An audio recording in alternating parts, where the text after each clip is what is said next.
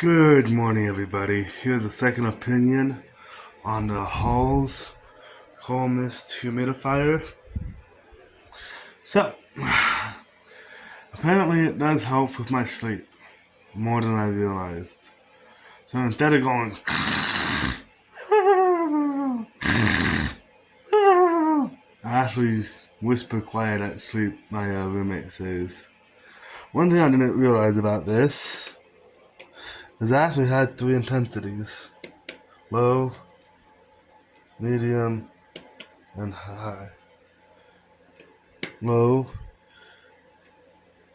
medium, and high. I always keep it on high because I like the humidity best. But just a second opinion, help with my sleep, so I'm gonna give it a 5 star. I don't really feel the humidity like I was wanting to, but it does help. If it helps with my sleeping, clears my sinuses while I'm sleeping, it's evidently putting some serious humidity into the room. Scholar out. Bye.